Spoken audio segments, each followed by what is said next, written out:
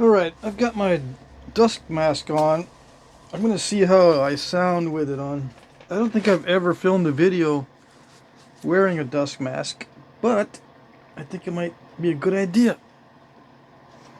Now it's fogging up my glasses, but I'll try to figure out a way to get past that. I'm going to continue with the Nodule productivity series. Yeah. So I've got some things to finish up. Got to finish up that drill to match this foreshaft, or if I make another foreshaft, match it up to that one. Should I make another foreshaft? I can. I can make it thinner.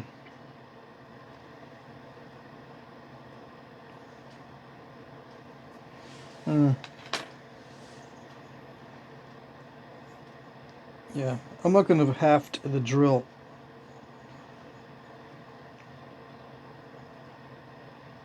This is high grade obsidian. It should work. Yeah. Okay, so what I'm going to do is I'm going to continue to make the preforms. Yeah. So that's what I'm going to do this in this episode, and I'll see how I sound with the mask on. Yeah. I don't know how I'm going to get over the fogging up the glasses with the mask. It's not, you know, obviously there's not a tight seal there, but I tried adjusting the little nose thing, that wire that goes over the nose, or that strip of metal within the mask. I tried to shape it just right. I think it might work. Alright, so yeah, because I think it's starting to affect my sinuses, the glass dust, after these several weeks. It's starting to affect my sinuses. Yeah. I usually don't have a stuffy nose in winter because the pollen is very low, but I've been waking up with stuffy nose, with a stuffy nose every morning. Yep. So, let's see. Let's see if you can hear me okay with the mask on. Okay. It's just an N95 mask. It's not a filter that is appropriate for glass dust, but it should take out most of it.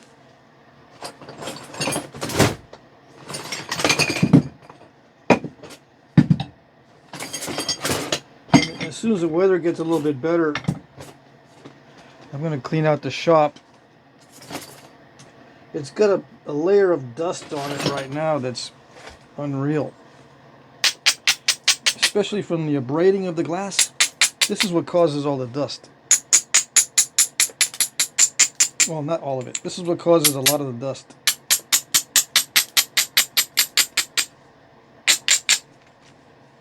And there's a lot of abrading involved in knapping glass and obsidian.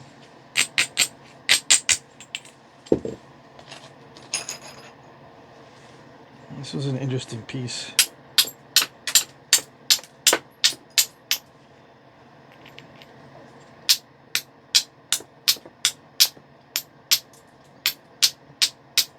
I'm going to try to break off this piece, this end here.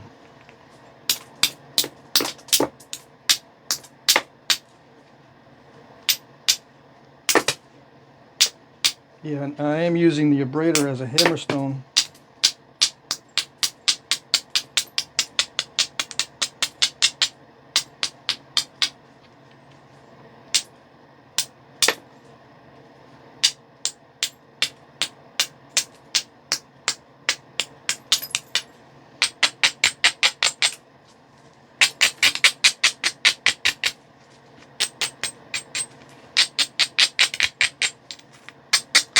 I did that just for expediency. There's no great advantage to it except for time.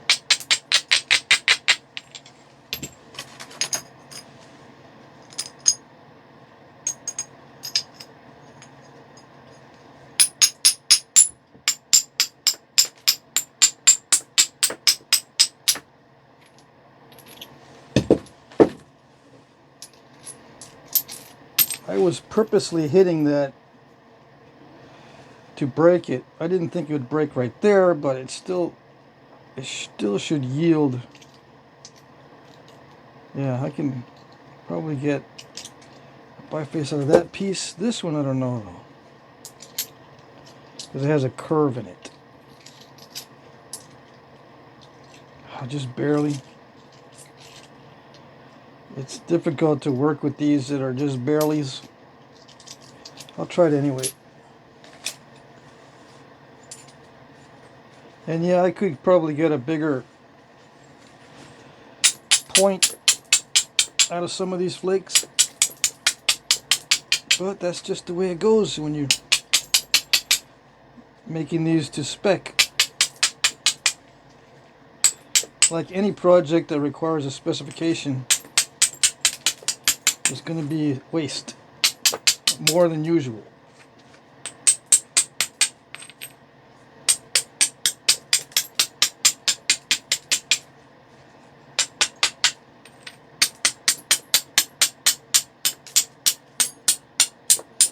And by usual, I mean, my usual approach to this is to just go with the size. Make something in accordance with the size of the biface as it naturally turns out, instead of reducing the size to match a preform. You know, my usual thing is to just make something to maximize the size, or make something of maximum size. But not in this case. When you work to a specification,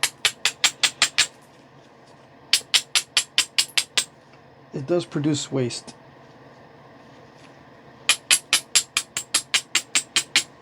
More than the other tactic.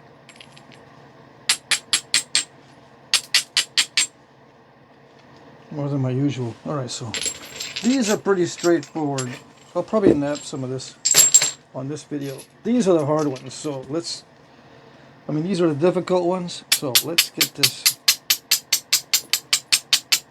on video.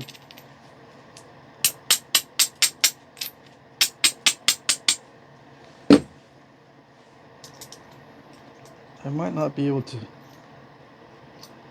Yeah, that's pushing it. I think I don't think I can get the preform out of it because it's too curved. I can get one of these out of it for sure. We'll save that for later. Let's see, I think I can get this one because it does have the length. That one doesn't have the length, although I can maybe try to squeak by. Oh, it's too curved. Yeah, can't use that one. I can use this one.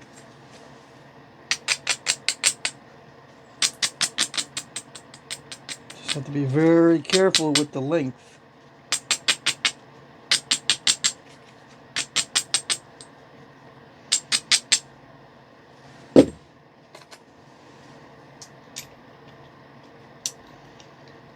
I gotta zigzag this side very carefully so not to lose any width. Yep. I am going to lose a little bit of width, of course, but I can minimize the loss of the width if I'm very, very careful.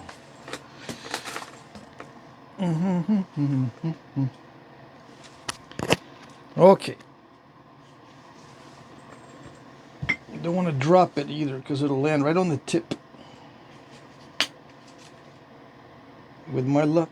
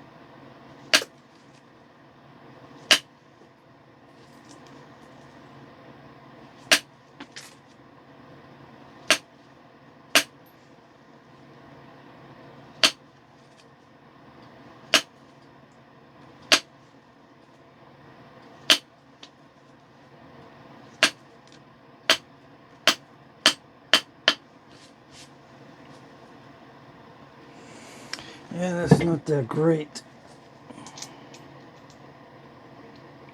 I can probably still get it, yeah.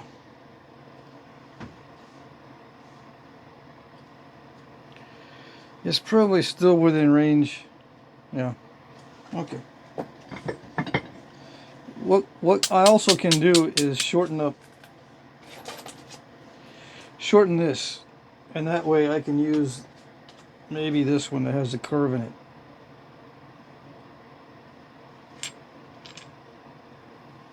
If I make this shorter, everything works better. How much shorter does it need to be? Well, there's only one way to find out. Let's snap this one as well. In case you didn't see how I zigzagged the other side, or the other piece, we're going to zigzag this piece as well. And be very careful about the length. The other one was being very careful about the side or the width. This one's very careful about the length.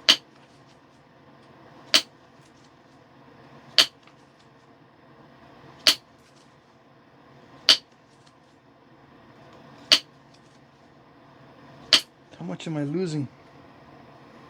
See, I'm only losing maybe a 1/16 of an inch at the most.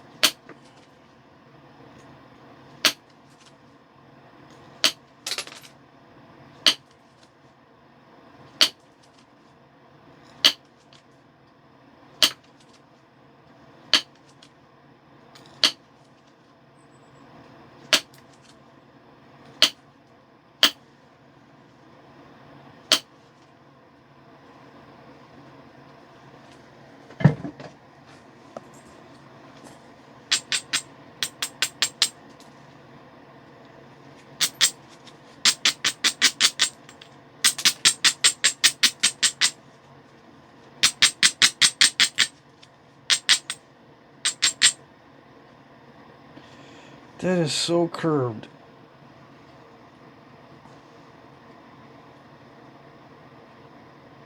We'll see. We will see what we can do.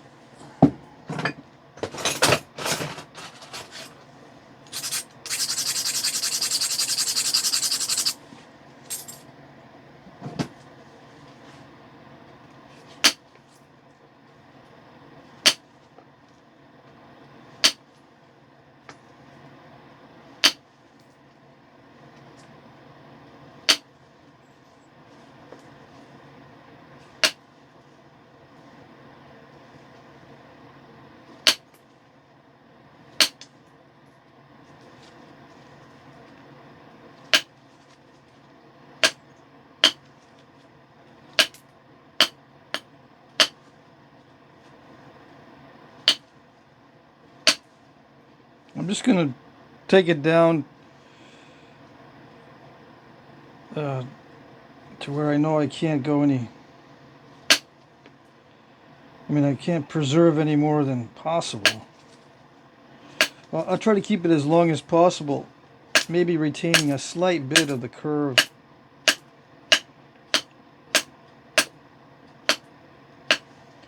To try to take it out a little bit later. Yeah, I don't have to take the curve out completely yet, because I still have a lot of napping and thinning to do. So length, extra length, even though it's curved, the extra length can give me some options.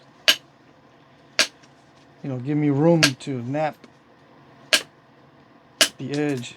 I might have to nap right on the tip or something, so a little bit extra length would be good.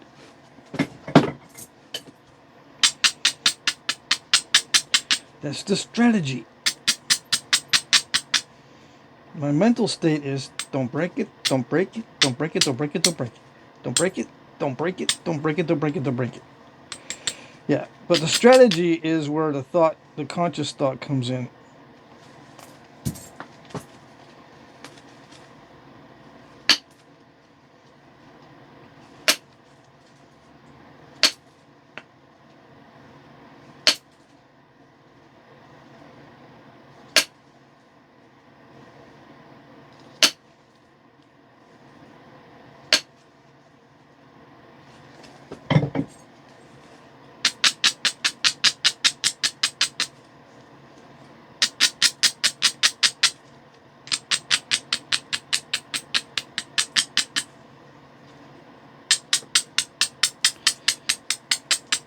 Yeah, the mindset of not breaking it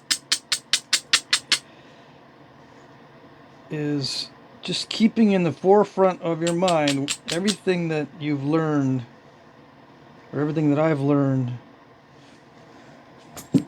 that avoids breakage. Yeah.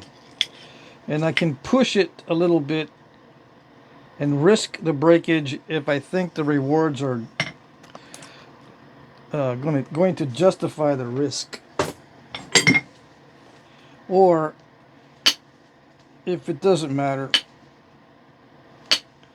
If it breaks, sometimes it doesn't matter. So I'll take the risk. When does it not matter? When, let's say, it's not that great of a piece to begin with because it's not long enough. If this breaks, it's not going to break my heart because it's really not long enough. So I can take risks with it and not feel bad. Not worry too much. I do have to remove more off the length now because I've got to thin it. Although I could thin it from the sides. I don't have any room. I don't have any room in the length either, of course, but it's easier and less risky to remove a little bit of the length in this case. If I shorten it enough for it to qualify, I'm only losing about 1/8 of an inch. Yeah, about 1/8 of an inch. We'll see. Let's do this. Let's just keep going. If this one breaks, it's no big deal.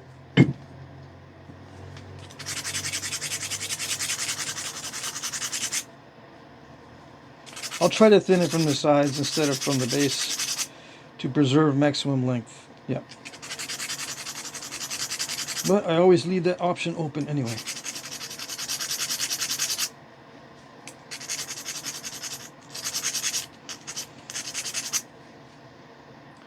One thing I keep forgetting to mention is the importance of abrading within knapping in general as part of how it was done. How did they do it? Well, the abrading has a lot to do with how they did it. But there's no measure of how much abrading they did because abrading produces dust that you can't really measure. So even if they did say, well, we're taking into account the abrading of the surfaces, how do you know exactly how much? Because they don't keep track of the dust, because they can't. You can't keep track of the dust. You don't know how much dust was created because a lot of it drifts in the air and just dissipates somewhere else. Yep. The dust doesn't stay put right here where you're knapping. And if it did, it would be a royal hassle to try to quantify how much dust from abrading there actually is in the soil. It's one of those things that you can't measure that is part of how they were made. What happens when modern scientists encounter something that can't be measured, but it is an important thing? Yep, they ignore it. They ignore it completely. They don't even bring it up in the studies. Nope. Not even a mention. Nothing.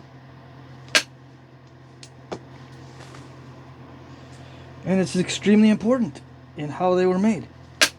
And it's completely ignored. Can you imagine?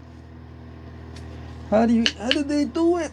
Well, they did it, blah, blah, blah, but we're ignoring a huge part of the process. What part of the process are you ignoring? The abrading, because we can't measure it. You're ignoring the abrading? Yeah. But. Yeah, we know. Oh well. We're scientists. We know what to ignore. Yeah. We know what to ignore to make the studies useless. What? Nothing. I didn't say anything.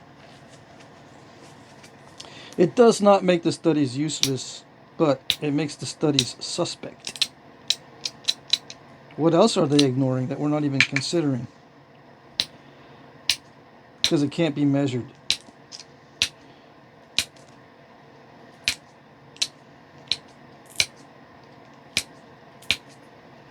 Like we can't measure the culture's reliance on, let's say,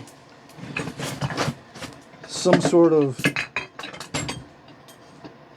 drug that everyone's hopped up on, you know, even during the napping, maybe interfering with the napping.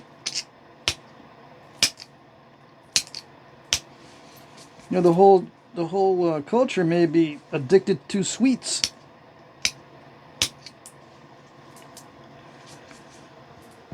And they're hopped up on sweets all the time. It interferes with brain function. Yeah, believe it or not. In a lot of people, of course, over thousands of years, the people who are adversely affected by sweets will die off, or, you know, won't be as reproductive as the people who are successfully dealing with the sweets. But it takes a long, long time for these changes to take effect. And there's got to be, you got to have constant exposure to sweets over multiple generations. That means they didn't smarten up. They just kept eating too many sweets. What kind of sweets were present back in the day? You know, fruits. There's plenty of fruits that have lots of sugar. They could have just had mainly diets of fruits and dried fruits. Yeah. They could have gone far and wide to collect and dry the fruits instead of collecting and drying lots of meat. They collected and dried lots of fruit. And it affects everything.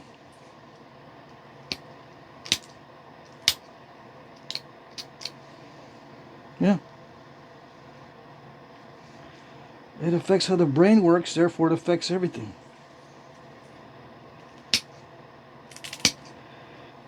Also, if you have elevated blood sugar into adulthood, you'll get diabetes. Yeah. And lots of serious complications. If you don't get treatment, you die early. So, it could be that the nappers didn't live long enough to get good, because they were dying of their diets for whatever reason. Maybe it wasn't sweets, maybe it was something else in the diet that was bad for them. But they insisted on eating that type of food, so they died early and didn't get a chance to develop their skills to the fullest extent. As an example. But those things are ignored in how they were made, because they can't be measured. How do you know the tribe had a healthy diet or not?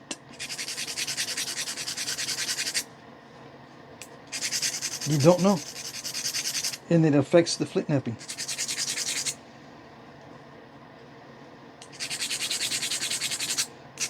Yep. Does it affect it to a large extent? No, I think that, you know, there are some people within every generation that they're not affected by the diet or the culture in any meaningful way, and they can still do their handicrafts exceptionally well, and they still live a long time. And the culture may be lucky enough for them to be the ones that are making the important stuff.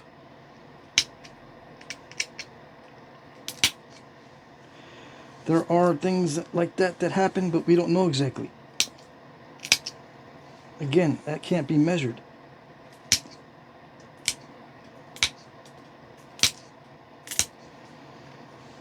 I'm talking a lot, and I have a mask on, I hope it's working, that you can hear what I'm saying clearly, and that it's not all muffled. I can hear myself, but it it's not the same as what the microphone hears or what the microphone picks up. Yeah. The edges are slightly convex. It still has a slight curve in it. Yeah, I left it in there.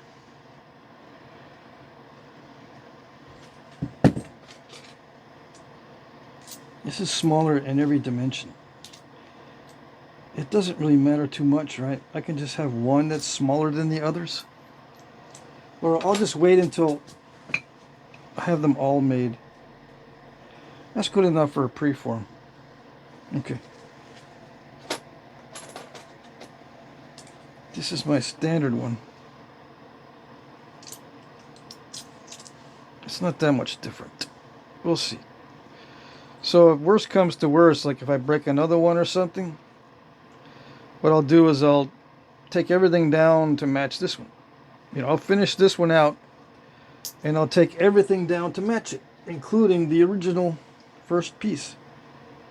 If I break a lot,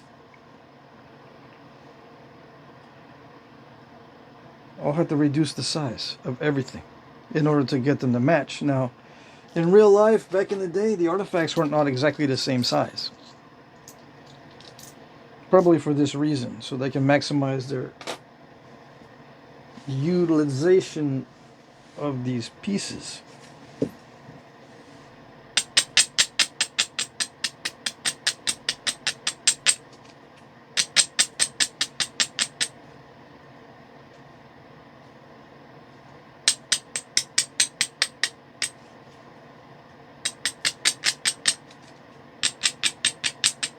I'm moving the tip that way a little bit.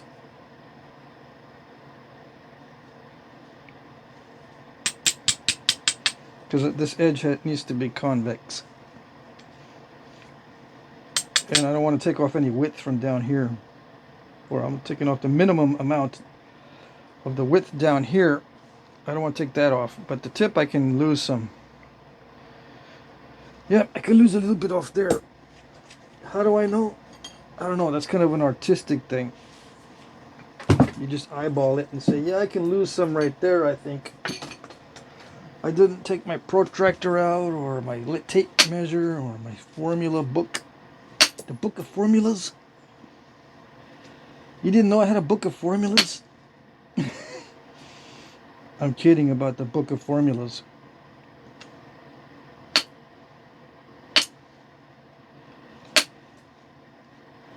Someone will say, well, that's how you do it. You got a book of formulas that you can look on the side before you start, or you can be out of view and we don't know what the formulas are. No, I don't have a book of formulas. It's just something that I said to cause you some misery. Yeah.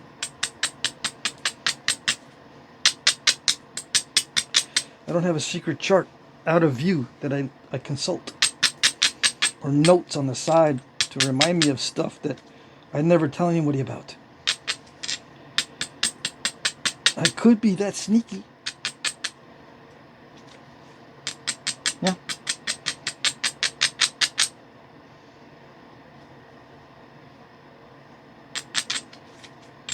It's amazing. You can do amazing things on camera, or because of the camera format.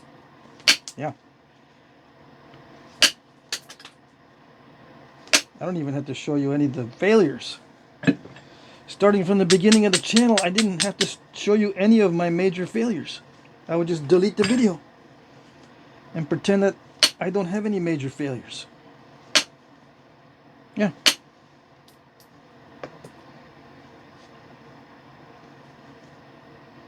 No struggles. Everything's easy peasy because I'm so talented. Yeah. Talent is obviously the measure of wisdom. In many circles, as long as you have talent, you're respected for your wisdom. Yeah. Case in point, we listen to celebrity actors their opinions on stuff that's not about acting. Why? Because they're such talented actors. So we need to listen to their opinion on stuff that's not about acting. Right? No? We do it all the time. Yeah, we're captivated by talent. Thinking that talent has a big weight on how much wisdom you have. How much wisdom does he have? I don't know, but he's really talented, so he must have at least a little bit of wisdom.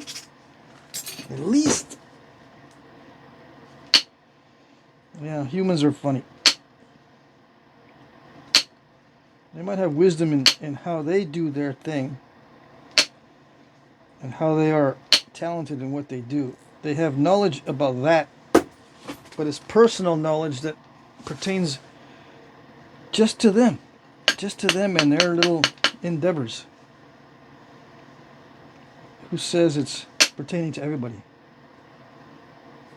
I think I just... Let's see. Yeah, it's going to fill up the tip of the glove with a bunch of mess. So let me prevent that from happening.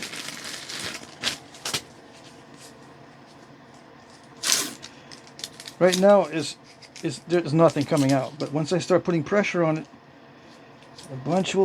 I'll start leaking a lot into the tip of the glove, and then next time the inside of the glove will be all crusty. Nasty. Yeah. And it affects the napping, because I'll go, wait a second, what is that? Or the tip is all crusty, and I don't like it because it like feels disgusting.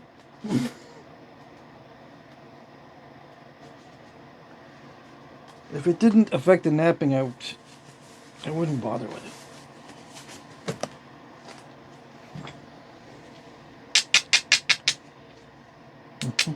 it. Yeah, I can't mess up any of these at all. These have all got to work. Gotta make it happen. And I'll do my best to make it happen. But much of this situation is beyond my control. It doesn't seem that way, but it is.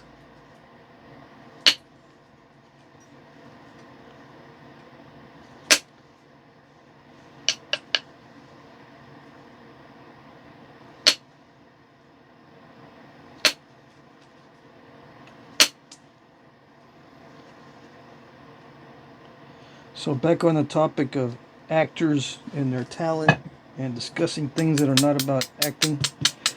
You might say, well, they must have the ability to teach you how to act if they're good actors. Right? They know what's going on. If they're good actors, they know how to teach you how to act. Right? They know exactly what's going on, huh? When it comes to acting. Is that true? No. Sometimes you ask them, well, okay, what's your secret to acting? And they go, I don't know. If they're being honest. They'll say stuff like, well, it just, after lots of practice, it just comes natural. Yeah, but what did you practice? Well, I just kind of improved my weak points. How'd you know they were weak?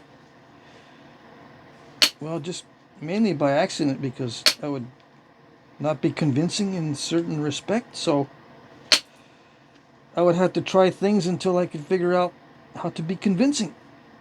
And just trial and error. Random trial and error. I didn't plan on exactly what to focus on. It just came as the opportunities came. That's a lot like Flintknapping. You don't really know exactly what to focus on until it's starting to mess you up, and you recognize that thing is probably messing you up. So you focus on improving it or changing it. But if you think that's part of teaching, that's only going to help people who are exactly like you. I had trouble with this or that. Somebody says, well, I don't have any trouble with that.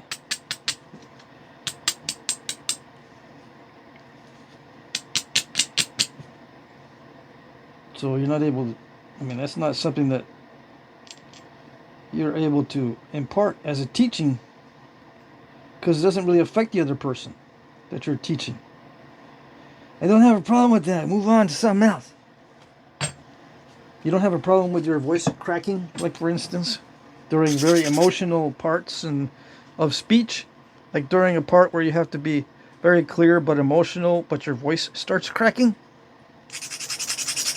I don't have a problem with that. Move on to another subject. So in that case, it's not that valuable to know how to overcome that. But they might be focused on that in their teaching because they had such trouble with it.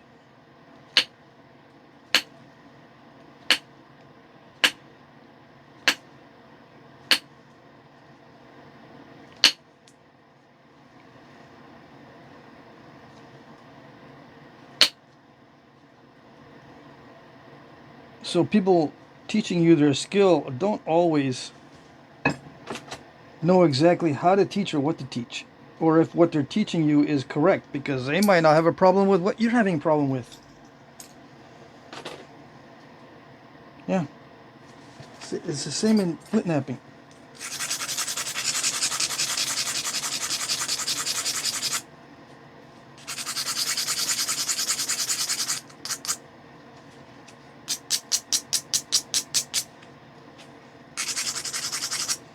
So just because someone is talented doesn't mean that they can teach you how to do what they do in their particular talent, as well as things outside their talent. Yeah. So everything has to be scrutinized.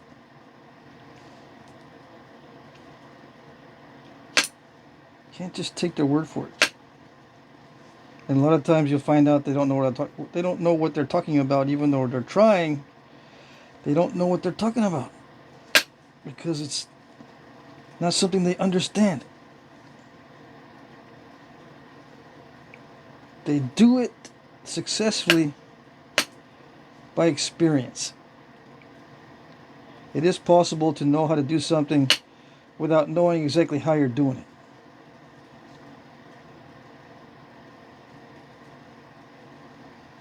How do I know? I don't know. I can pretend I know how it's being done.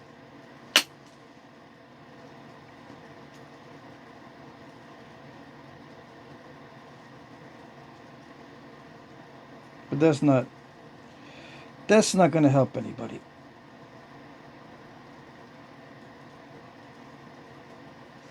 This is going to be too small also. Yeah. Let's try to finish this out. It's all crackly and stuff. Yeah. Let's see. There's step fractures in this.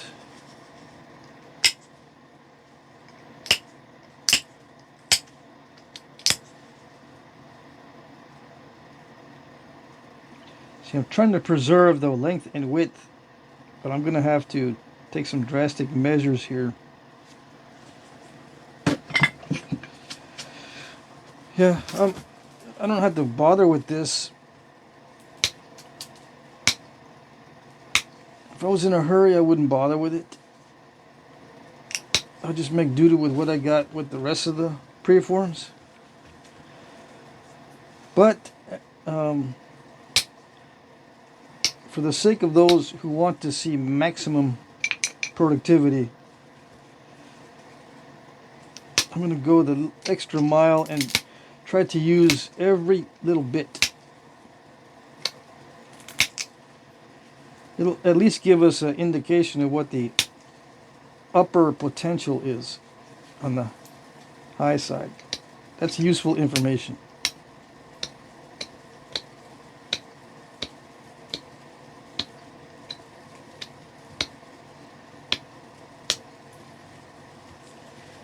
What can I expect the maximum yield to be?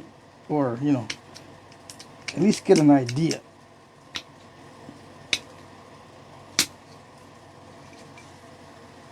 At least. So I know how much to gather, how long it's going to take, how many can I make, how long it's going to take to gather the materials, and how many can I make with what I gather. If the optimum conditions exist.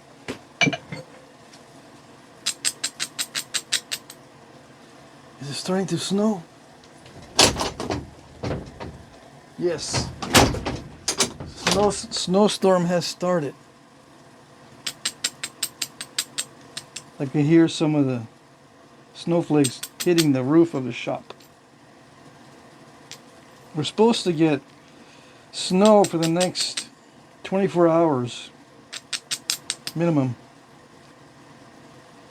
So it could pile up to about 10 inches. Here in this area. I already went shopping, so I don't have to go anywhere for the next 4 days. Yep.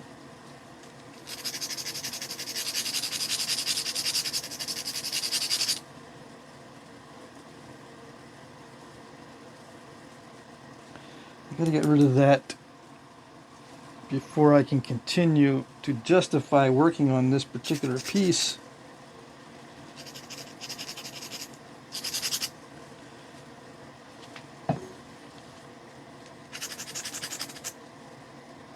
There's no easy solution to that one.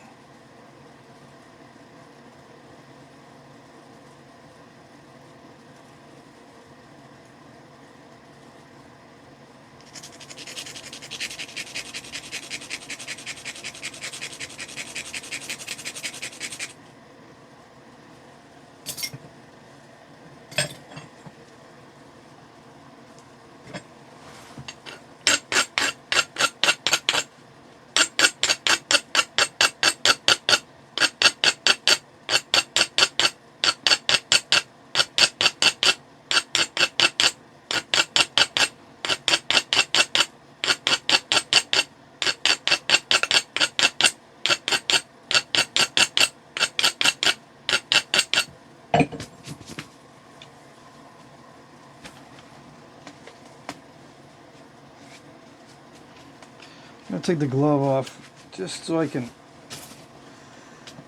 try to get the maximum possibility of success here.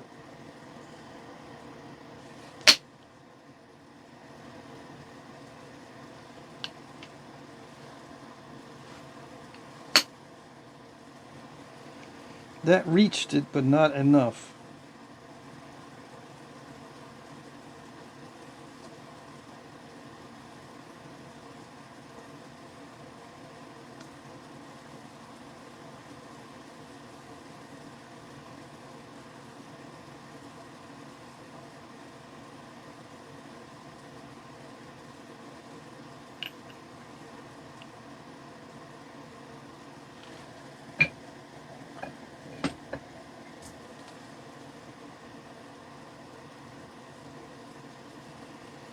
See, this is a case where it's so close to this other side that any flake I take across is extremely long in comparison to the workpiece, right? And I have to ensure that the ending of the flake is what does the damage control.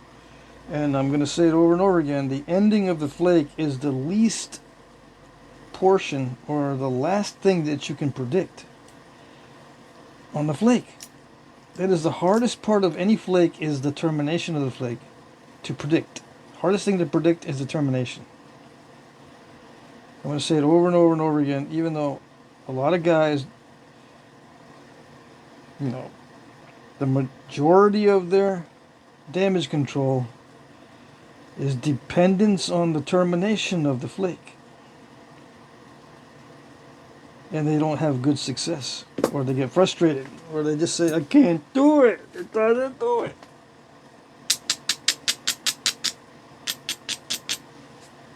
Or it does it once in a while, but I can never get back my mojo. It's because it was luck.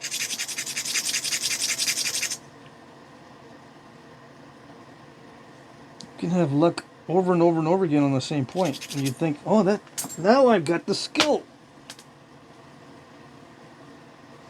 Now I got the skill.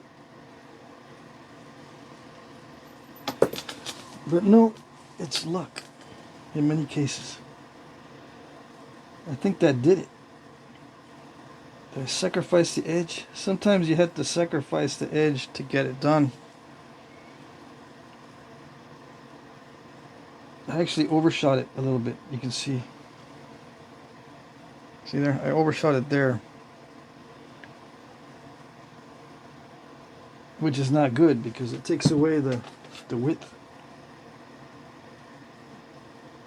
It just barely qualifies. Barely. Well, maybe not even. Yeah, it's going to be more narrow than this one when I sharpen it. But at least it doesn't have that step in it anymore.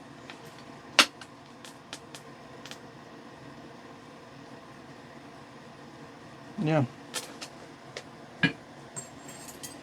Did it help to take the glove off? Yeah, I think it does because I have a better feel for everything. A lot of the stuff in Flintknapping is feel. How does it feel? Does it feel alright? Yeah.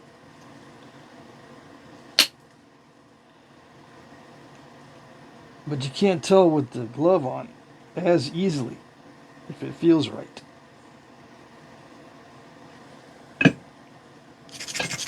Obviously. Yeah, obviously.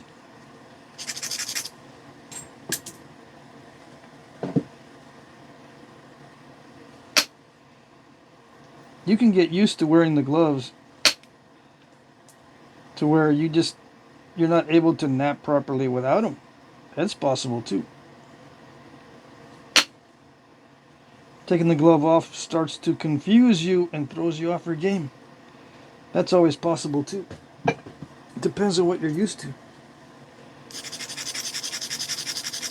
I'm used to removing the glove when it starts to get too difficult. I suppose I could learn to keep the gloves on.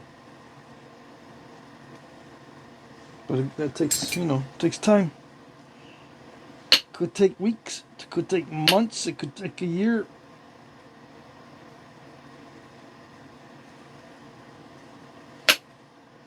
Because it's a sport. It's not a handicraft. Everything has to be practiced.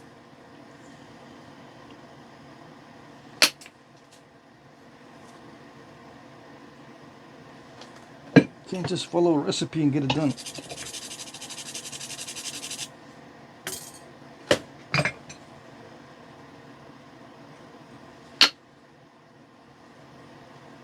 Can't just follow a formula or an angle and get it done.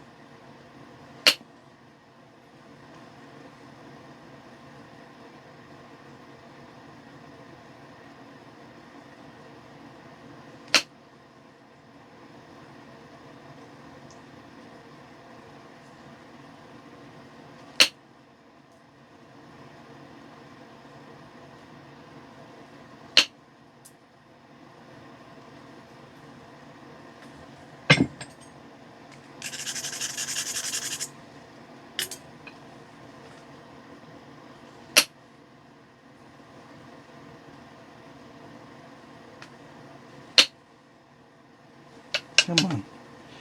Still didn't go far enough. Got a land bridge.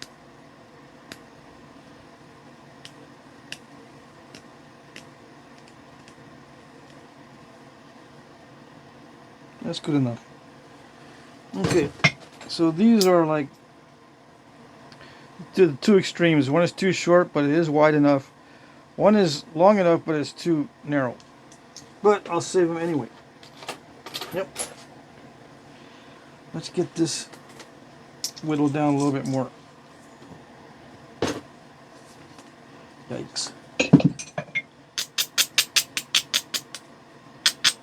It's too thin. Too thin.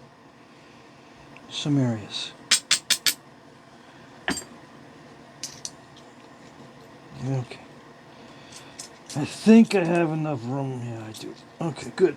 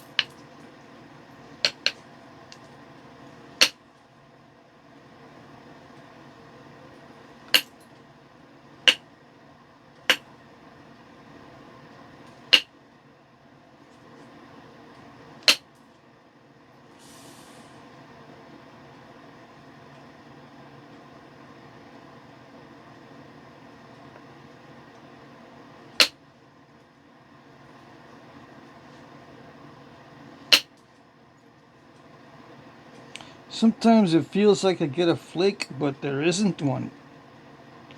Yeah.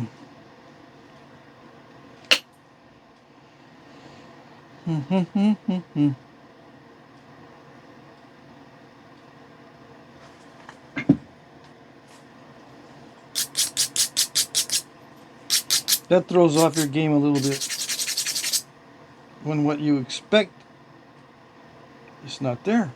Where to go? Now I gotta erase it from the brain because that's not what happened really. And now I can't unthink that. You have to just drown it out with other experiences. Yep.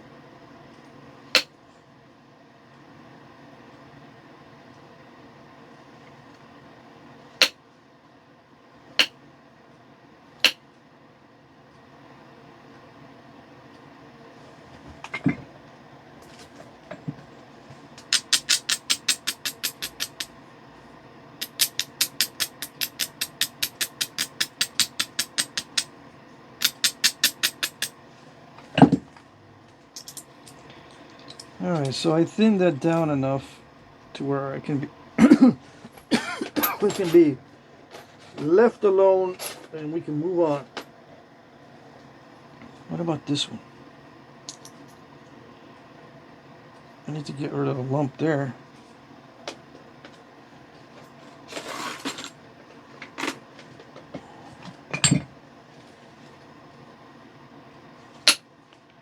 This is one of my previous preforms.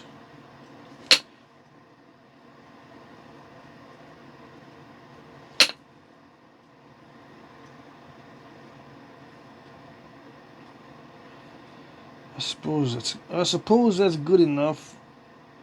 Yes, no.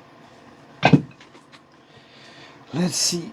I can take it down a little bit more so I can thin it a little bit more.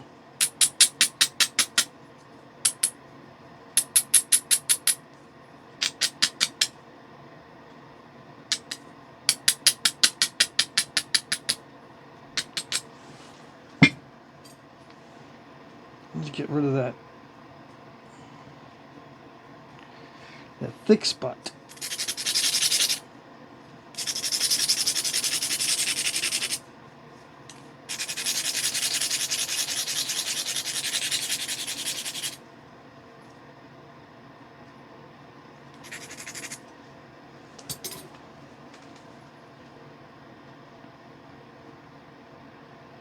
Yikes.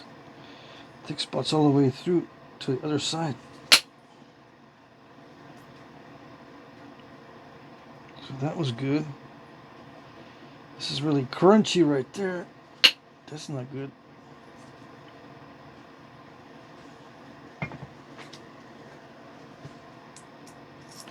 Yeah, I can lose some length on this one.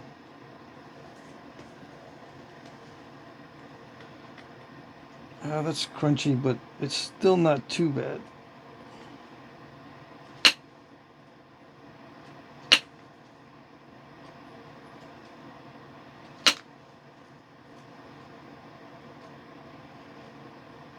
I'm pushing the limits because some of these are going to be a little bit dicey to finish out because they've got issues. Alright, so that's okay.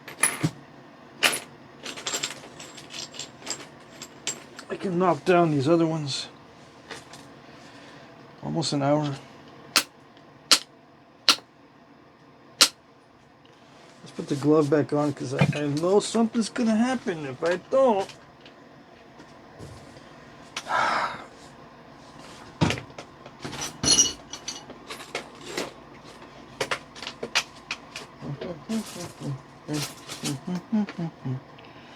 It's right in front of me. I know it is. I'm looking right at it every time I look down, but I don't see it. Yeah. Told you. I looked at it 4 times and didn't see it.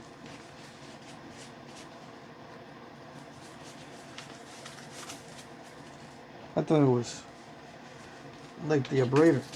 I thought it was the Abrader or whatever was right there. I'm getting dust on the glasses. Okay, much better.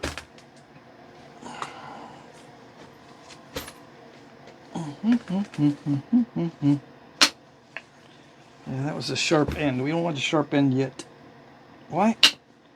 Because it takes off flakes that are too tiny. And I'll ruin the tip if I start doing heavy duty flaking with it. I can do heavy duty flaking with the sharp tip, but it just wears down the sharp tip really fast for no reason.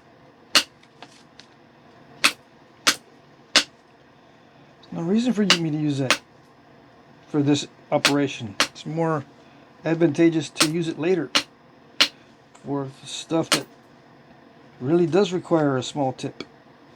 Can't use a large tip.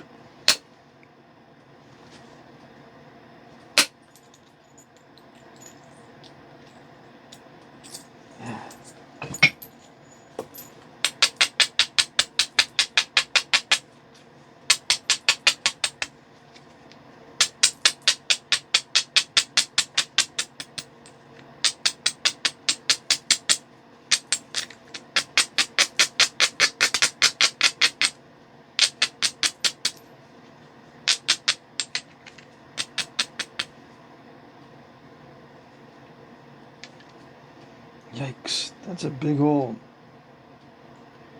step fracture right there. Nasty. Or is it a step fracture or a turtleback? It's a steppleback. Yeah, turtleback and a step fracture.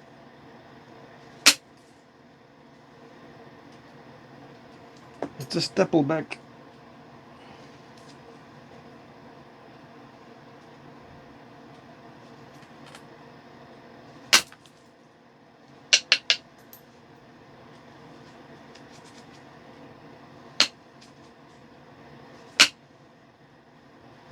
Come on. I thought that went. It didn't go. It's probably crackling the edge, causing all kinds of incipients. It's got some kind of aurora to it. Yeah. Oh well. Probably not going to be able to capture it.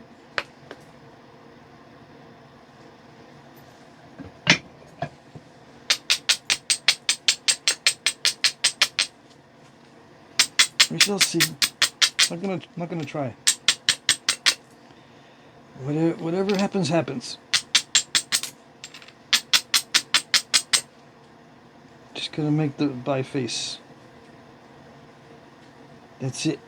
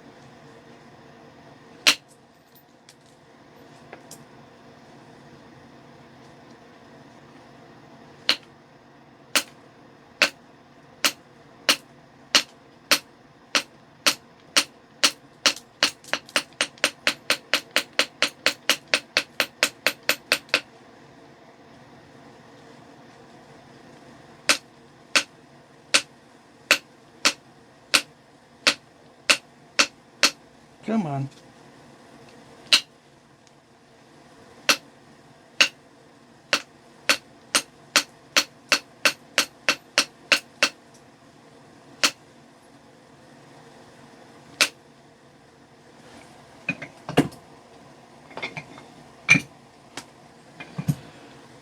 Yeah, this one, I don't know why it looks so, crunchy.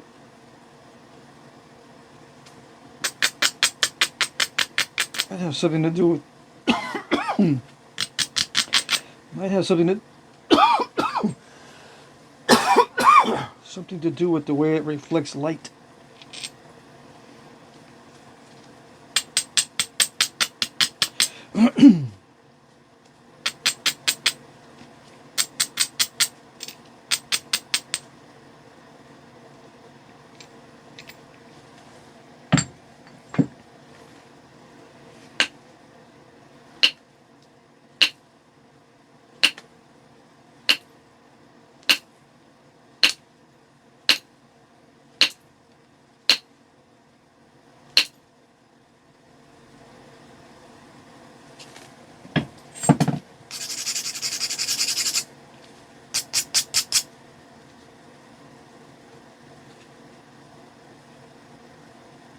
It's not going to be easy to get that dimple on that divot or whatever out of there.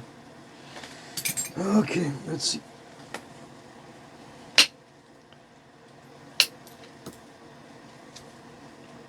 That's a good start.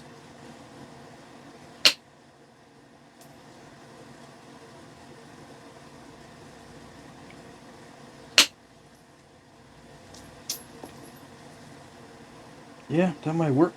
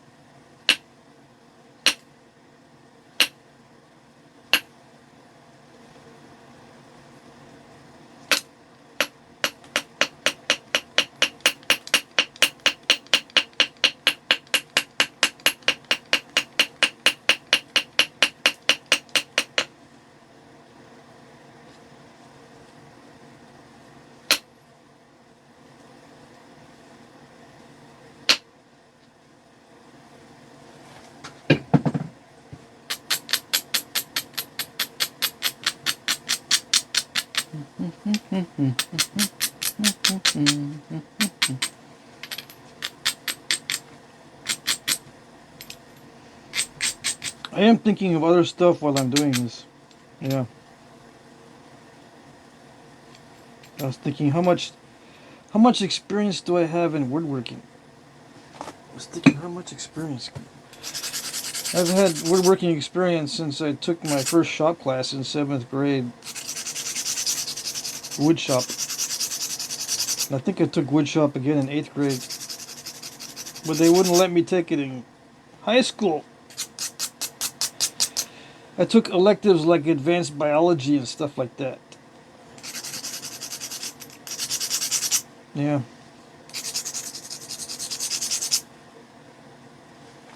Anyway, I've done a lot of woodworking.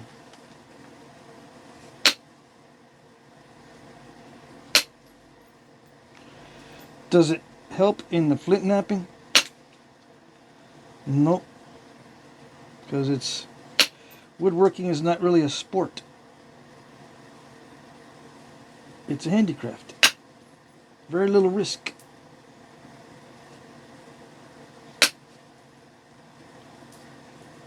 It doesn't prepare you for this kind of stuff.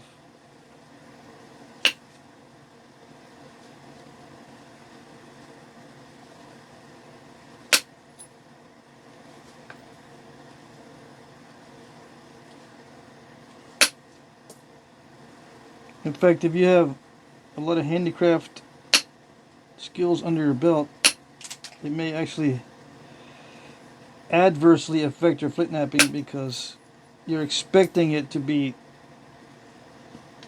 like any other handicraft where you can just follow a formula and it'll work. You get used to doing a certain thing and it'll work. It doesn't always work.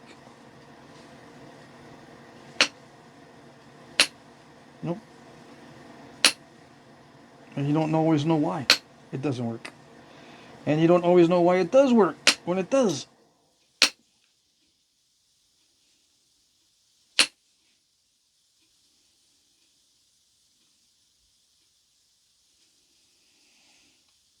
The way I do it in general is I just keep attacking the same problem areas with different methods and different angles and different flakes, and it kind of averages out to what I want. It doesn't give me exactly what I want. It gives me something very close that I can live with.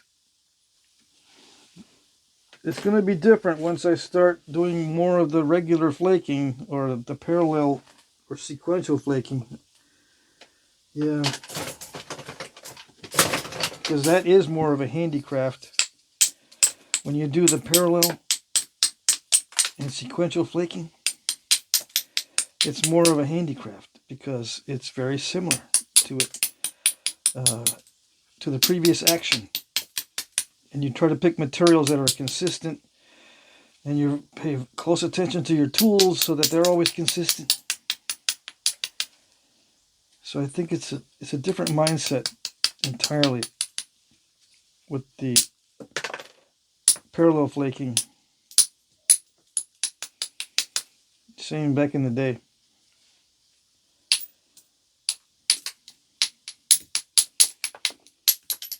Guys doing the parallel flaking they're more handicrafters than they are risk management guys.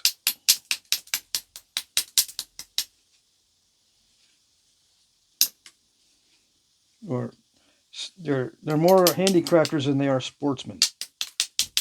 How about that? Nothing wrong with it. No, it's just a different mindset.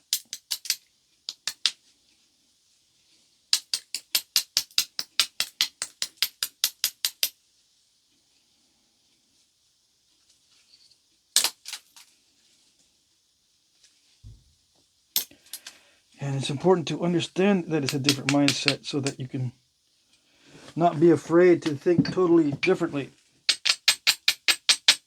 Because I think it interferes, the pattern, sequential, parallel flaking mindset interferes with the randomness and the opportunistic flaking, and the other way around too. The opportunistic flaking interferes with the mindset of the parallel, regular, oblique, not regular, parallel, sequential, or oblique, or whatever type of flaking.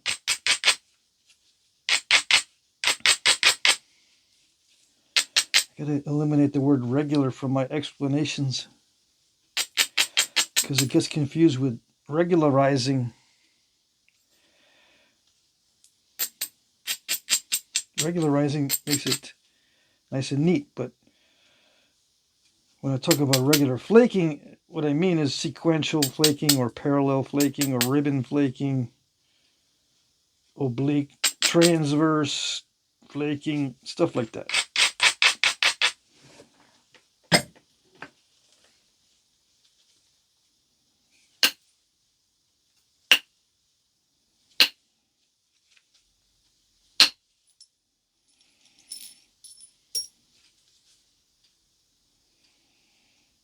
Yikes. I sacrificed too much of the edge for that long flake.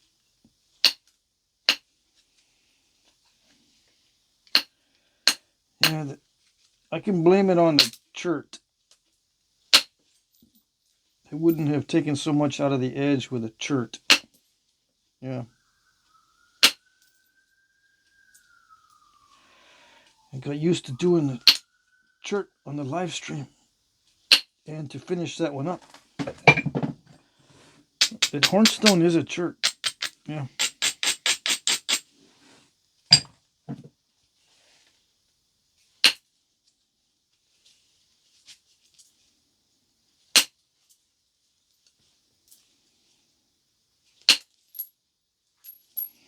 See, these travel so much easier from the base than a chert flake. Yeah.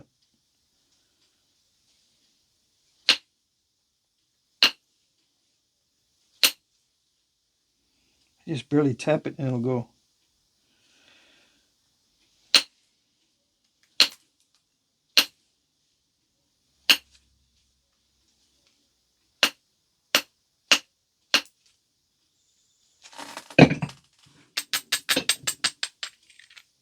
This one has a little bit of a curve in it.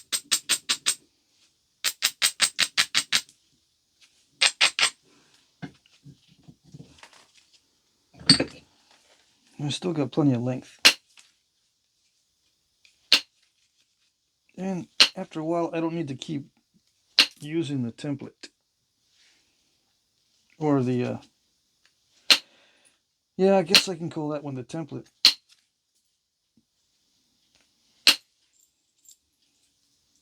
Or the pattern. The biface I've been using as a pattern.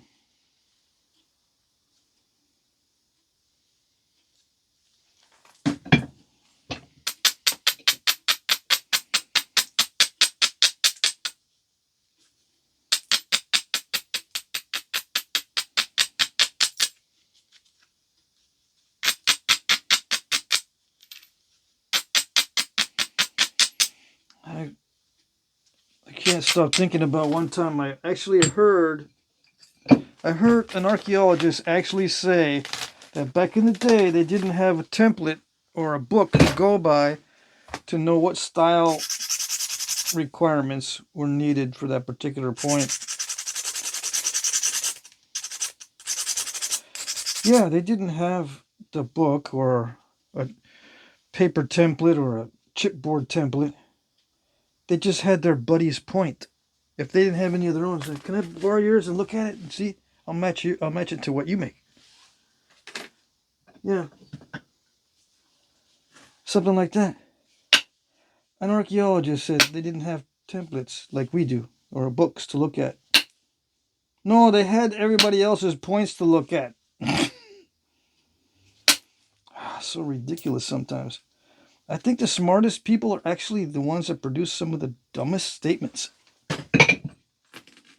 Yeah. In order to produce a statement that dumb, you've got to be highly intelligent.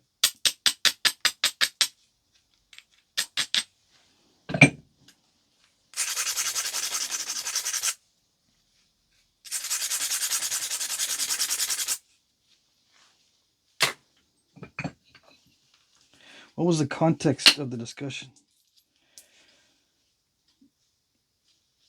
The context was, how was the tradition passed down or whatever? How do they know what to make? Exactly to what dimensions and all that?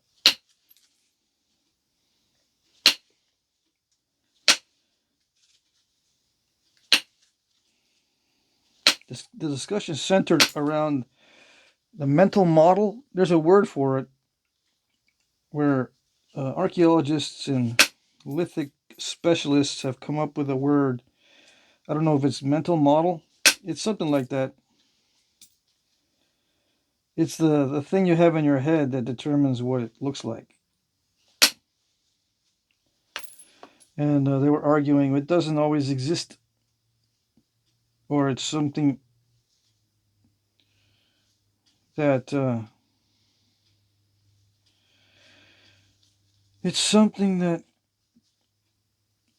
does exist, obviously, because they didn't have any books or patterns to go by. So they had to have it in their heads, and that's where it stayed, and that's where it came from. No, you've got the points that everybody else is making too. You ignore that. For some reason, it's ignored. They think that these nappers are working in a vacuum.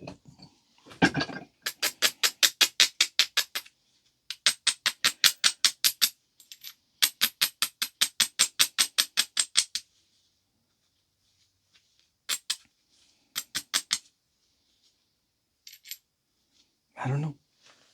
I don't know what gets into them.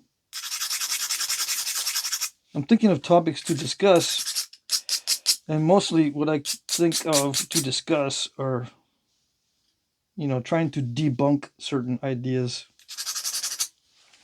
I had someone tell me that I'm just a contrarian. Yeah.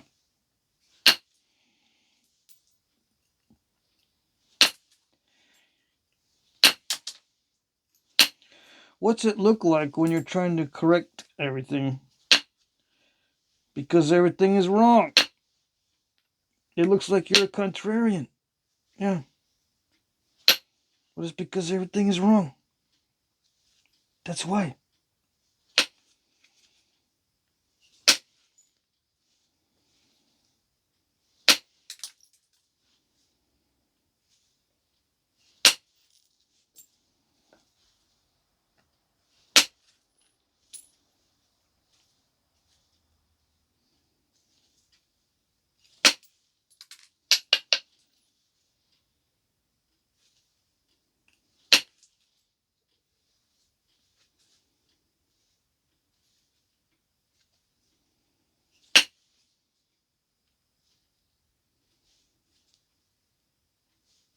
Okay, so I'll leave that there. And then we'll try to finish up with this one. So I think we're going to get our goal of 8 of these. 1, 2, 3, 4, 5, 6, 7, 8. We're going to get one more. We can make it 9 if I reduce the size of the original to match the smallest one that I've got, to match this one here. Now, is this still within the range of that little dart point? Yes, it is. Yeah. I can open up the book for you, but all my books are inside because I brought them inside for the live stream last night, thinking I was be able to reference the book for different questions. But nobody had questions on specific point styles or anything. We usually end up talking about other stuff other than napping. Like deer recipes and bows.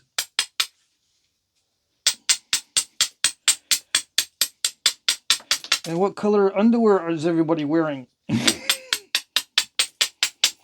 Really?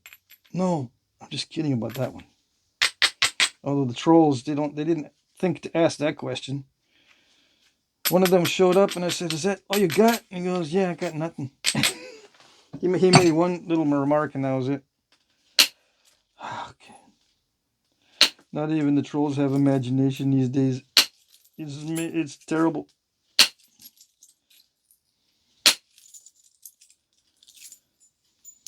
I think it's a fake troll. He's trying to be a troll, you know, just to be funny. Yeah, yeah. Remember, boys and girls, you can cut and paste interesting stuff into the comment section. Yeah.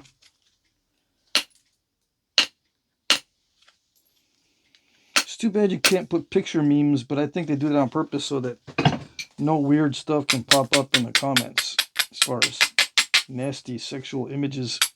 I think that's why they do it. No photos allowed, so you can copy and paste funny jokes or whatever. Oh, you can do that too. Yeah, I can do that too.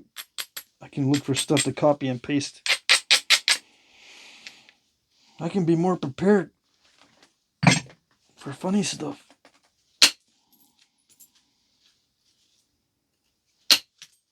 Yeah. I don't care what we talk about. I'm just surprised that we usually don't end up talking about Flintknapping.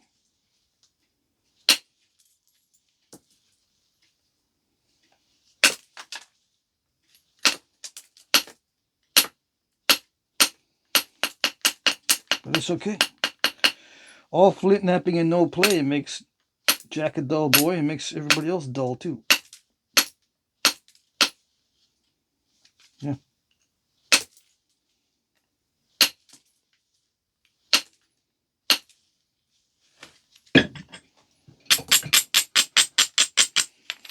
If you have not seen The Shining, the movie, you need to see it. That's when Jack Nicholson actually had some credibility before he became a sellout. What? Nothing. Has nothing to do with Flintknapping.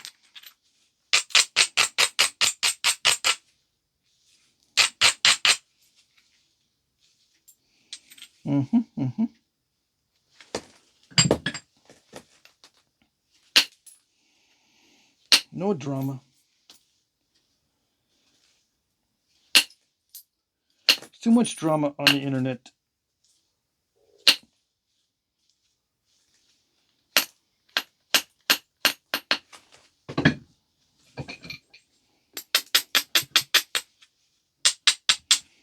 I tend to produce drama when I don't even know I'm doing it. I get in the zone and I start talking about stuff. It gets people all upset. Yeah. I know that I do it because I get weird looks and weird commentary and that people start to change. When someone starts to change and starts to talk differently, it's hard for me to tell if that's because they're more relaxed and they can let loose and let their hair down, or are they getting irritated? Or are they getting angry?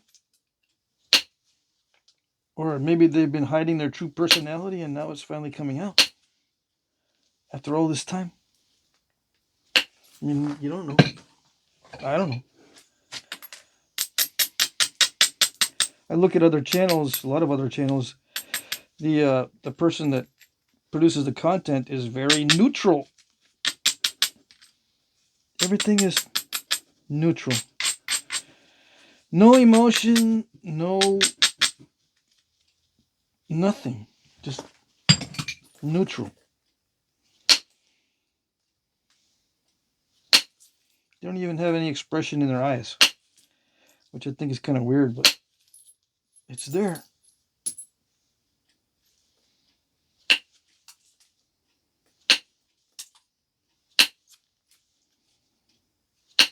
Maybe they learned.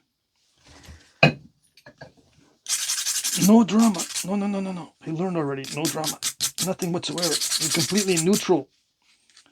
Completely monotone. Don't get excited. Don't do no jokes. Don't talk smack.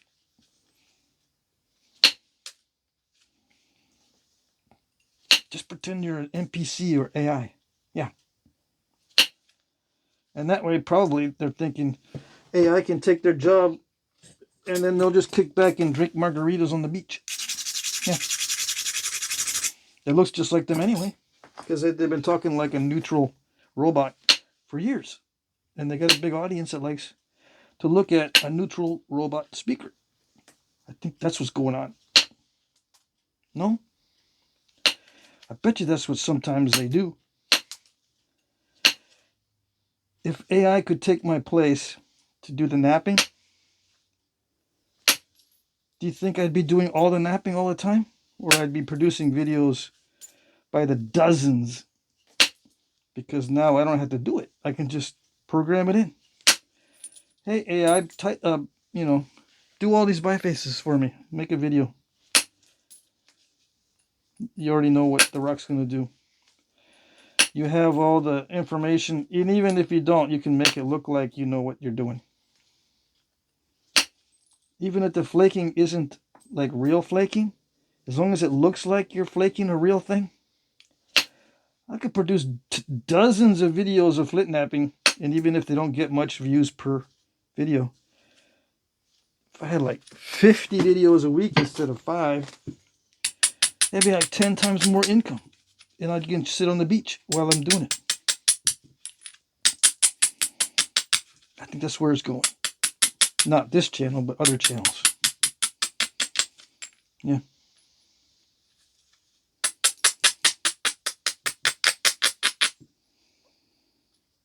Not Flintknapping channels, because you actually have to do the work. I'm talking about other types of talking videos. It works if you're just listening to talk. And I was watching the talk videos today.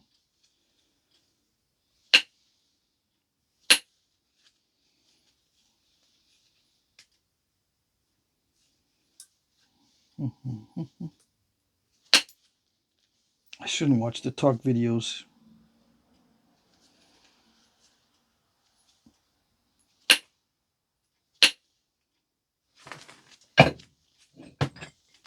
They used to say, talk is cheap. They don't say that anymore. It's like, it seems like the talk is the most important thing. What you say will come back to haunt you, and it is considered violence if you don't say the right things.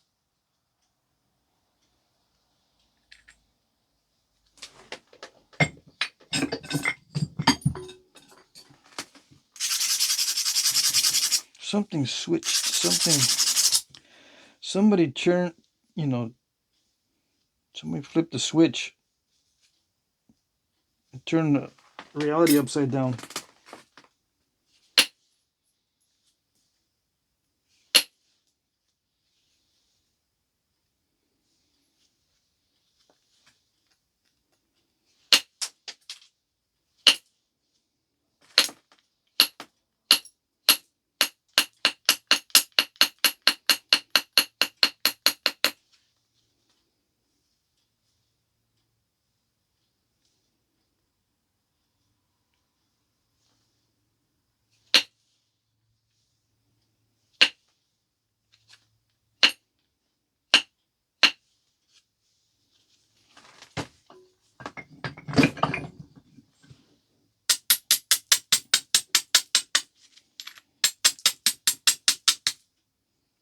Ouch.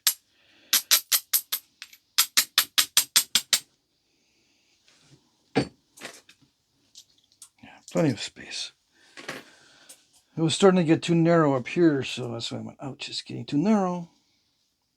I'm getting tired of doing these bifaces. But there you go. That's it for this episode.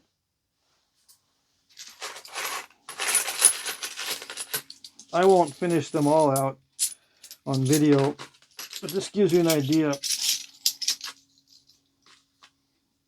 I hope.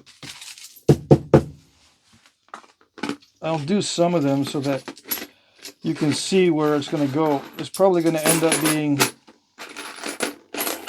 that this is the pattern. I can reduce the size of that one, that finished one right there, to match that. after I make one out of this. That way they all will fit. Now, I'll have to go and see if the width matches. If it doesn't, I gotta make this one the pattern because this is the most narrow. If I want to do that, if I want to increase the number of points. Okay, so that one is, here's my original pattern. Which one was the original pattern? This one or this one? I think this one.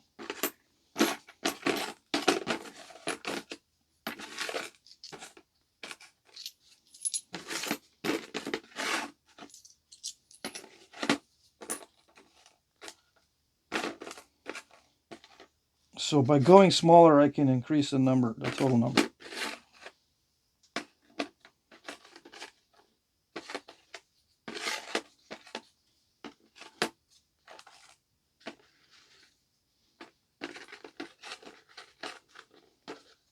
Yeah. All right, there you go. That's it.